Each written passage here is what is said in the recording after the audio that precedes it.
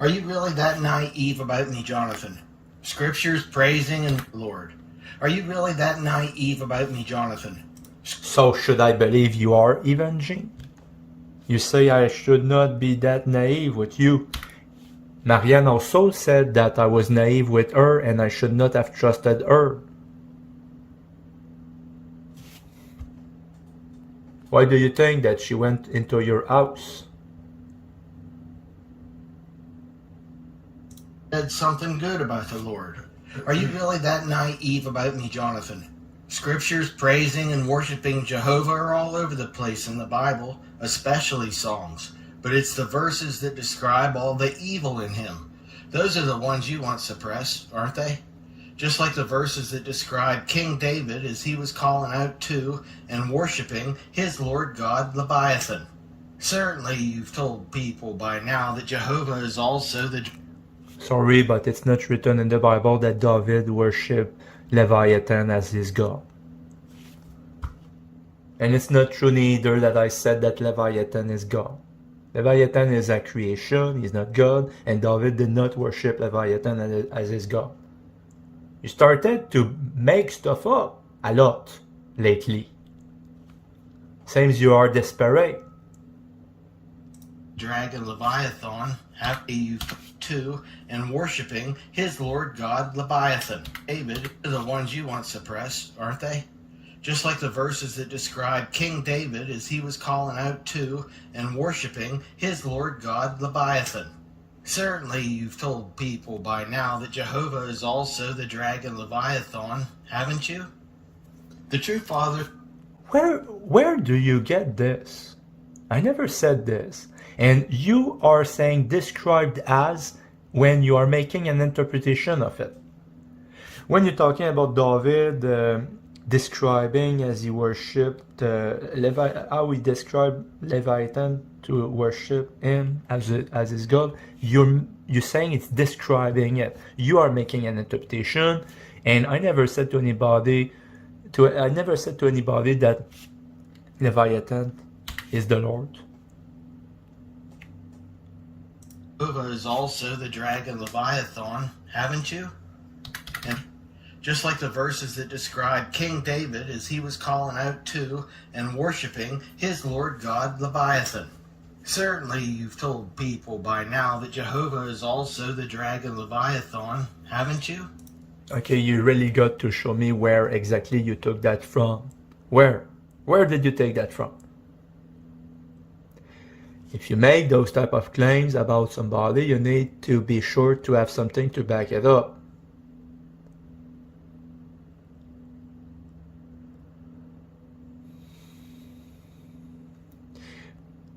Where did you get this? You had to base it on something. What was it that I could have said that resembled anything close to this? Where did you get it from? You said surely by now you have... And worshiping his Lord God Leviathan. Certainly you've told people by now that... Certainly you've told people by now... Jehovah is also the dragon Leviathan. Jehovah is also the dragon Leviathan. Where did you get this from? It's disappointing, Jonathan. Why would you say that I'm just making stuff up? I thought it was a pretty good question. Was the Lord God using Leviathan to be able to bring fire down from the heavens to kill people, or to light his sacrificial feasts? And then whenever I say that King David actually praised it or worshipped it, you'd calling me a liar for that as well, telling me to prove it, telling me to show the scriptures. I suppose I could do that for you. Yeah, we'll go to Revelation 12, verse 9. And the great dragon was cast out, that old serpent called the devil and Satan, which deceiveth the whole world. He was cast out into the earth, and his angels were cast out with him. And then go down to 12 and 13, and it says, Therefore rejoice ye heavens, and ye that dwell in them. Woe to the inhabitants of the earth and of the sea, for the devil is come down unto you, having great wrath, because he knoweth that he hath but a short time. And when the dragon saw that he was cast out unto the earth, he persecuted the woman which brought forth the man-child. So like verse 9 says, the great dragon, he's known as the serpent, the devil, Satan. And so who was Leviathan then? Wasn't he the greatest creature that God basically created? And it said when he was cast out of heaven that he came down to earth with great wrath. Have you ever looked up the word wrath just to get a word count in the Bible? Why is the Lord God always so wrathful? He is the most wrathful thing that I know of in the Old Testament. Why? Was it because he was sent down with great wrath because he knew he only had a short time? Oh, and another thing that I just caught that I didn't write down or highlight it, but verse 10, and I heard a loud voice saying in heaven, now is come salvation and strength and the kingdom of our God and the power of his Christ. For the accuser of our brethren is cast down, which accuse them before God day and night. Now who was the accuser of the brethren again? I mean, I'm not really trying to tie these together into what I'm bringing to you tonight about Leviathan, but I just thought it was very interesting. If we go to John 5:45, what does that say? Do not think that I will accuse you to the Father. There is one that accuseth you, even Moses, in whom ye trust.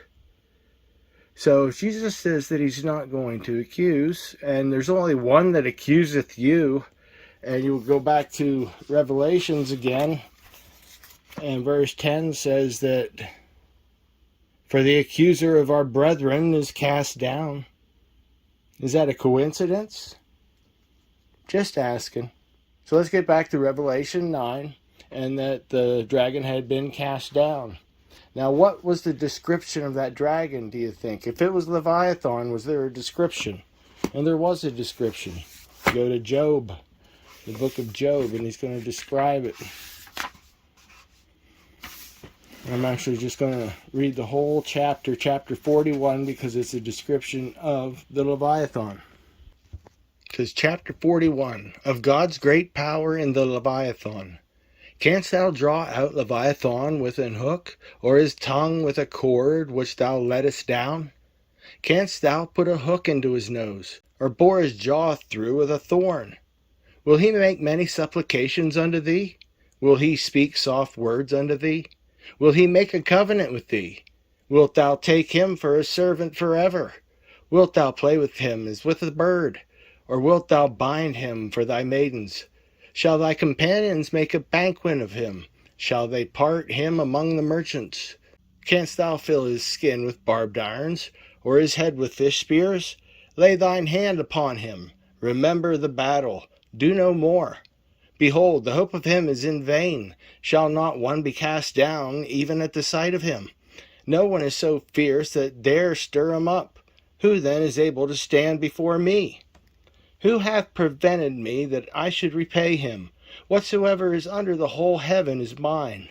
I will not conceal his parts, nor his power, nor his comely proportion. Who can discover the face of his garment, or who can come to him with his double bridle? Who can open the doors of his face? His teeth are terrible round about. His scales are his pride, shut up together as with close seal. One is so near to the other that no air can come between them. They are joined one to another. They stick together, that they cannot be sundered. By his neesings a light doth shine, and his eyes are like the eyelids of the morning. Out of his mouth go burning lamps, and sparks of fire leap out. Out of his nostrils goeth smoke, as out of a seething pot or caldron. His breath kindled coals, and a flame goeth out of his mouth. In his neck remaineth strength, and sorrow is turned into joy before him. The flakes of his flesh are joined together. They are firm in themselves. They cannot be moved. His heart is as firm as stone, yea, his heart is a piece of the nether millstone. When he raiseth up himself, the mighty are afraid. By reason of breakings they purify themselves. The sword of him that layeth at him cannot hold, the spear, the dart, nor the habergeon. He esteemeth iron as straw, and brass as rotten wood. The arrow cannot make him flee. Sling stones are turned with him into stubble. Darts are counted as stubble. He laugheth at the shaking of a spear. Sharp stones are under him. He spreadeth sharp points, things upon the mire. He maketh the deep to boil like a pot. He maketh the sea like a pot of ointment. He maketh a path to shine after him. One would think the deep to be hoary. Upon the earth there is not his like. Who is made without fear? He beholdeth all high things. He is a king over all the children of pride. Now, wasn't King David one of those children of pride? Didn't he get in trouble with the Lord, and the Lord killed 70,000 people because David took a census? So he could be counted as one of the children of pride. And one of the things it says here is that Leviathan is the king over all the children of pride. So before I prove my point to you, Jonathan, I'm going to turn to Psalms 18. I'm going to read the first 6 verses, and I'm going to ask you, who is David worshiping? Who is David praising? Who is David calling upon? Let me read them. Sorry, but it's not written in the Bible that David worshipped Leviathan as his God. And it's not true neither that I said that Leviathan is God. Leviathan is a creation, he's not God, and David did not worship Leviathan as his God. You started to make stuff up a lot lately. Seems you are desperate. Psalms 18. David praiseth God for his manifold and marvelous blessings. To the chief musician, a psalm of David, the servant of the Lord, who spake unto the Lord the words of this song in the day that the Lord delivered him from the hand of all his enemies, and from the hand of Saul. And he said, I will love thee, O Lord, my strength. The Lord is my rock, and my fortress, and my deliverer, my God, my strength, in whom I will trust, my buckler, and the horn of my salvation, and my high tower. I will call upon the Lord, who is worthy of being praised. So shall I be saved from mine enemies. The sorrows of death compassed me, and the floods of ungodly men made me afraid. The sorrows of hell compassed me about. The snares of death prevented me. In my distress I called upon the Lord, and cried unto my God. He heard my voice out of his temple, and my cry came before him, even to his ears. Okay, it's pretty plain there. Whenever you're looking at it, you see the circles. O Lord, Lord, my God, call upon the Lord. He is praising the Lord here. He is calling upon his Lord, which is Jehovah, correct? And it says that the Lord hears him. But the description of the attributes that happen next nowhere describes Jehovah. It describes Leviathan to a T. When's the last time you heard that Jehovah was spitting fires of coal out of his mouth, or smoke out of his nostrils? Psalms 18:7. Then the earth shook and trembled. The foundations also of the hills moved and were shaken, because he was wroth. There went up a smoke out of his nostrils, and fire out of his mouth devoured. Coals were kindled by it. He bowed the heavens also, and came down, and darkness was under his feet. And he rode upon a cherub, and did fly. Yea, he did fly upon the wings of the wind. He made darkness his secret place. His pavilion round about him were dark waters and thick clouds of the skies. At the brightness that was before him, his thick clouds passed, hailstones and coals of fire. The Lord also thundered in the heavens, and the highest gave his voice, hailstones and coals of fire. Yea, he sent out his arrows and scattered them, and he shot out his lightnings and discomfited them. Then the channels of waters were seen, and the foundations of the world were discovered at thy rebuke. O Lord, at the blast of thy breath of thy nostrils he sent from above. He took me, he drew me out of many waters. He delivered me from my strong enemy, and from them which hated me, for they were too strong for me. They prevented me in the day of my calamity, but the Lord was my stay. So the Lord was his stay, and his Lord apparently had blasts of hot air and fire coming out of his mouth and nostrils. Where do you get this? I never said this. And you are saying described as when you are making an interpretation of it. When you're talking about David describing as he worshipped how he described Leviathan to worship him as his God, you're saying it's describing it. You are making an interpretation, and I never said to anybody that Leviathan is the Lord. And the other video that you put out, Jonathan, with that lady that was describing why he would dwell in darkness and what that all meant, I guess I wasn't too surprised at all whenever she did not include any of these verses. You know, he bowed the heavens also and came down, and darkness was under his feet, and he rode upon a cherub. Wasn't Lucifer a cherub? Did Lucifer fall? Was Lucifer cast down to earth? Was Lucifer wroth? Did Lucifer become the Lord of the Old Testament? Did he become Jehovah? Certainly you've told people by now that Jehovah is also the dragon Leviathan, haven't you? Okay, you really got to show me where exactly you took that from. Where? Where did you take that from? He made darkness his secret place. His pavilion round about him were dark waters and thick clouds of the skies. At the brightness that was before him, his thick clouds passed, hailstones of coal of fire. The Lord also thundered in the heavens, and the highest gave his voice, hailstones and coals of fire. So we got the Lord and the highest up in the heavens, whipping down hailstones and coals of fire. That's in Psalms. That's written by King David. Now, whenever you go back to Job, what do we see as the attributes again? Out of his mouth go burning lamps, and sparks of fire leap out.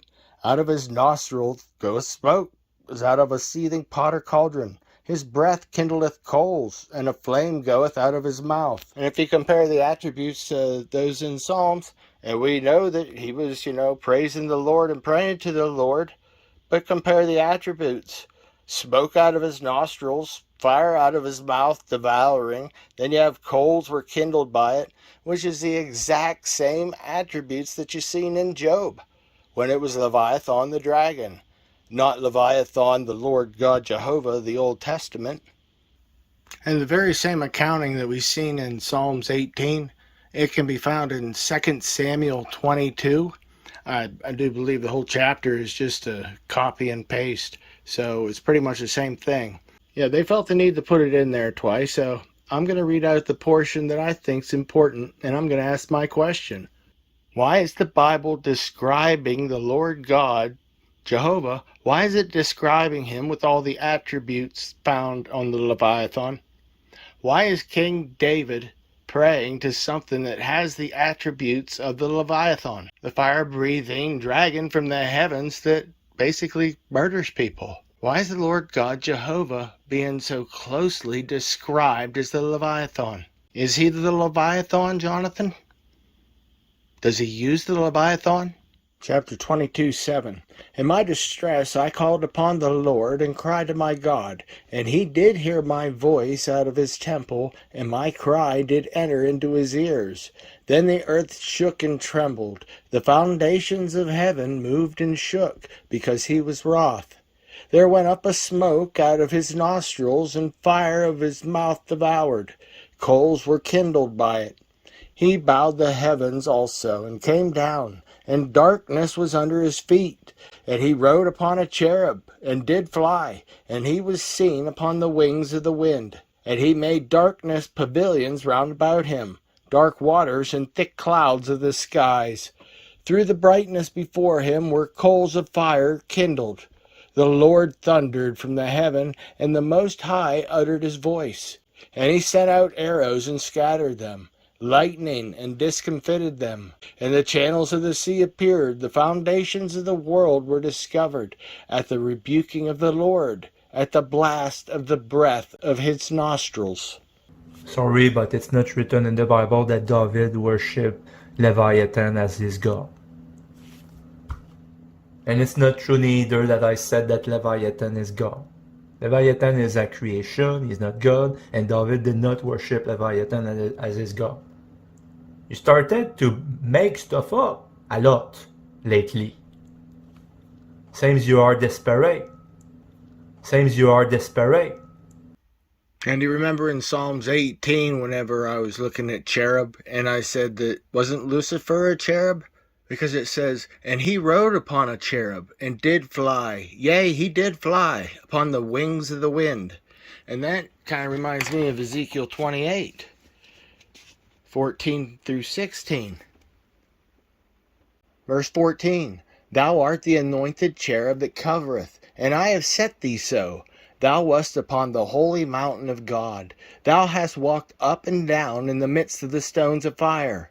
Thou wast perfect in thy ways from the day that thou wast created, till iniquity was found in thee. By the multitude of thy merchandise they have filled the midst of thee with violence, and thou hast sinned. Therefore I will cast thee as profane out of the mountain of God, and I will destroy thee, O covering cherub, from the midst of the stones of fire. So there we have the covering cherub. So there we see the anointed covering cherub that everybody seems to come to the conclusion that it's Lucifer. But why couldn't it be a description of Jehovah? Because it sure was a description of Jehovah in 2 Samuel 22 and Psalms 18. And I'm having a little bit of a hard time coming to any different conclusion than he was praying to the Lord God. It says it right here, the Lord, my God. But who shows up? Leviathan showed up. In my distress I called upon the Lord and cried unto my God. He heard my voice out of his temple, and my cry came before him, even to his ears. So he's saying that it's the Lord God Jehovah that he was calling upon right there. But who shows up? Then the earth shook and trembled. The foundations also of the hills moved and were shaken, because he was wroth. And who was always wroth in the beginning of the Bible? The Lord God Jehovah. Then there went up a smoke out of his nostrils, and fire out of his mouth devoured. Coals were kindled by it. When have you ever heard of the Lord God of the Old Testament being described with smoke coming out of his mouth, or coals coming out of his mouth? Anything like that. When have you ever heard it? I haven't. And he created a beast called Leviathan that, describes this very thing. This very thing that we're seeing right here, that describes the attributes of the beast that was created by the Lord God Jehovah, called Leviathan. But for some reason, when the Lord God said he showed up, when King David was calling for him, he came as Leviathan. Why? And how?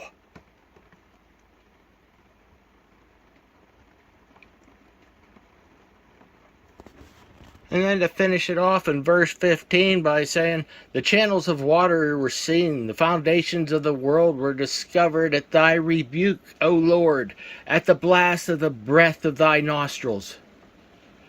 Now we're talking about a dragon with fire and smoke coming out of its nostrils. But then it says, O Lord, at the blast of the breath of thy nostrils. So that would be the Lord's nostrils. And the blast of breath was the fire and the smoke and the coals that kindled. How are all these attributes getting mixed up, Jonathan? Now, when you take everybody's attributes and you assign them to be a person from the Bible, it seems that you don't have any problem, finding out who they were. But whenever it comes to the Lord God, and he's got fire coming out of his mouth and smoke coming out of his nostrils, and you can't seem to put that characteristic together to say that Jehovah may be Leviathan? Or how could he be? How many Leviathans did he make? I only know of that one. Were there covert Leviathans made by the Lord God? I don't believe so. If so, maybe you could show me where that is. And worshiping his Lord God Leviathan. Certainly you've told people by now that Jehovah is also the dragon Leviathan. Jehovah is also the dragon Leviathan. Where did you get this from?